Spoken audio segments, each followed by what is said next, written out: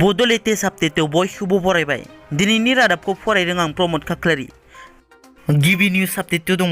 BTR गोरोबथा जानायनि उनाव म्यानमार हादराव थाबोनाय बारग' NDFB केदार एलसन बसुमतारी उर्फे बि अनसायलां बिथांखौ मैया NLFB नि नाजानायाव हारिनि हाबा मावग्रा देरहासात इस्लारी बिथाङा बिटिआरआव लाबोफिनो।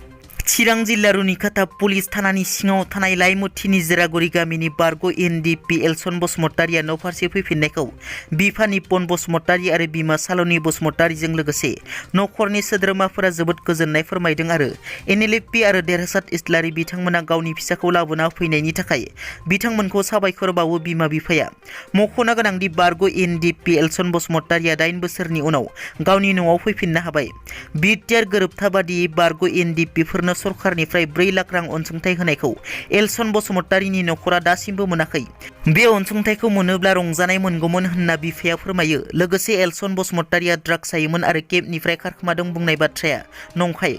एलसन बसुमतारीया ड्राग्स जाया, बियो थगायथारनाय होनना बिफाया रोखा बुंथियो।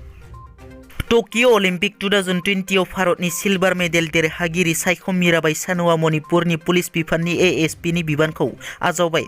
मख'नो गोनांदि मीराबाई चानु बिथाङा मणिपुरनि गिबि मन्थ्रि आरो मणिपुर सरकारखौ साबायखर बावो। रुंसारि दानसोरां नार्जारिनि न'खराव बिटिआरनि गाहाय प्रमोद बर'आ गावनि CM स्पेसियेल फान्डनिफ्राय 1 लाख रांनि चेक हरदों।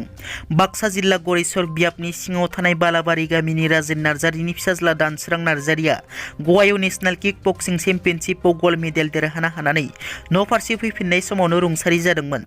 रुंसारि जानायनि जाहोनाव बिटिआर सरकारनिफ्राय खोथा होनाय दङमोन। बे हिसाबै बिटिआरनि गाहाय बिथाङा 1 लाख रांनि चेक होनाय खोथा होदोंमोन। बे चेकखौ 30 नं गरेस्वर बियाबनि MCLA पबित्र बर'आ बिमा बिफानि आखायाव गथायनानै होयो। मेघालयनि मन्थ्रि रिम्बयनि एस्कर्ट कार सालायग्राखौ सासपेन्ड खालामबाय। मन्थ्रिनि एस्कर्ट कार सालायग्राया सालायनायाव थांनाय 13 जानुवारि खालि जाब्रबथाय जानायलाय बिथांखौ सासपेन्ड खालामो। मन्थ्रिनि एस्कर्ट कारआ विलियामनगराव गंसे मटर साइकेलजों सौदावो। बे जाब्रबथायाव सासे सुबुंनि जिउ खहा जायो आरो सासे जोखोम जायो। बे एस्कर्ट कारआव थाफानाय साब इन्सपेक्टरखौबो सासपेन्ड खालामो। बिसोर सानैखौ बे जाथायनि सायाव नायबिजिरनाया आबुं जानायसिमहालागै सासपेन्ड खालामनाय जादों होनना पुलिसआ फोरमायो। सालायग्राखौ दिमस्रां सांमा आरो साब इन्सपेक्टरखौ प्रमित माराक होनना पुलिसआ मिथिहोयो। दिनैनि रादाबा एसेनोसै। नोंथांमोना जुदि आंनि चेनेलखौ दासिमबो साबस्क्राइब खालामाखै, अन्नानै साबस्क्राइब खालाम। गोजोन्थों।